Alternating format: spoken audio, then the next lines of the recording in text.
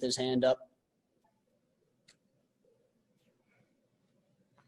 Mr. Alan Sohn. There you go. Can you hear me? Loud and clear, sir. Yes. 3 minutes. Go ahead. Okay, I'll be talking about ordinances 25 and 26, 2020. For years, advocates of responsible development have pointed out that projects proposed in Teaneck would have a negative impact on public services and infrastructure.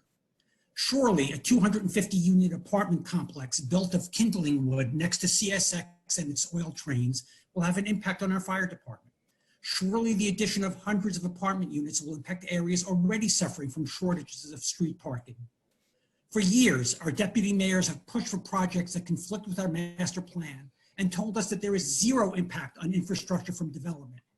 We were told that there is zero impact on police, zero impact on fire, zero impact on parking, and that anyone who raises these legitimate concerns is one of those people against progress.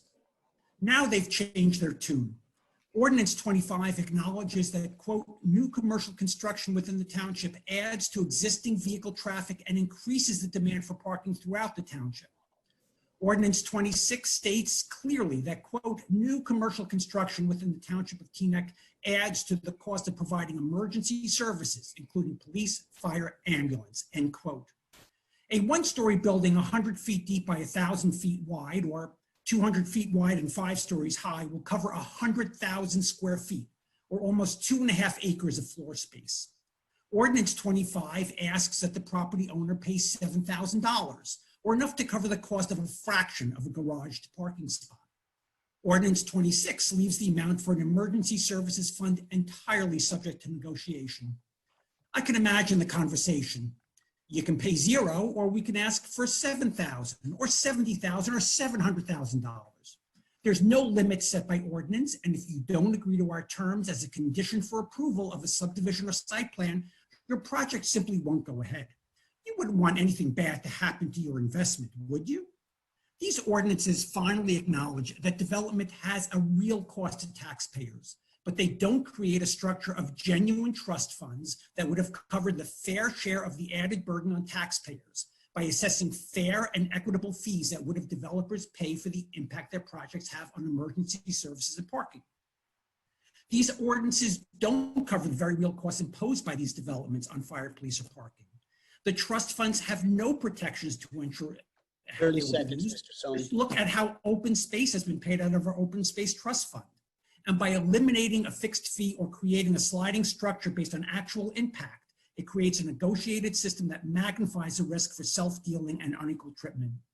Table these two ordinances and fix them to create a fair system that might address the acknowledged burdens of new development without the potential for misuse of funds or political interference. Thank you.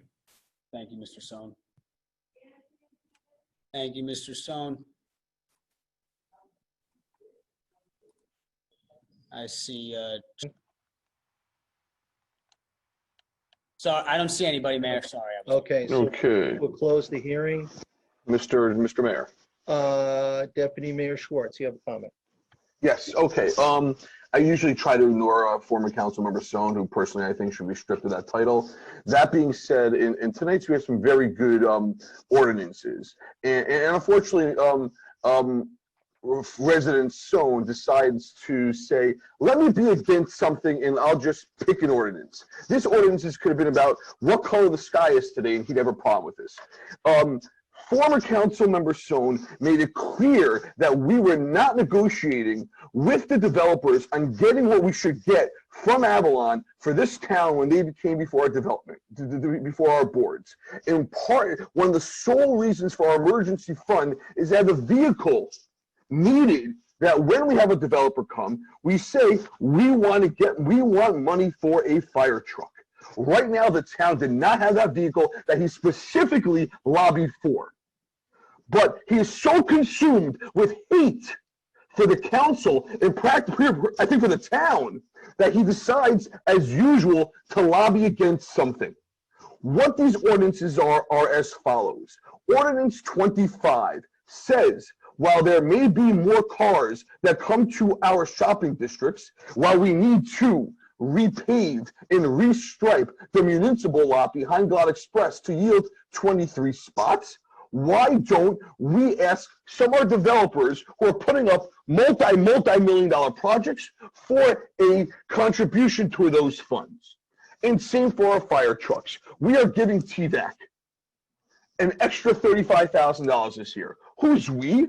We is the town. We is everyone on this call. We are the people on this Zoom.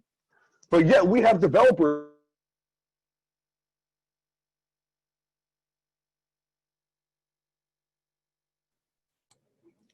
Mark, we lost you.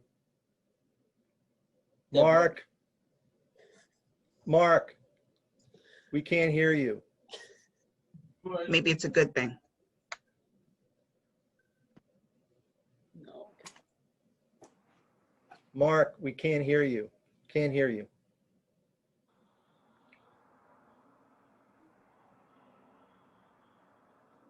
Okay. Does anybody have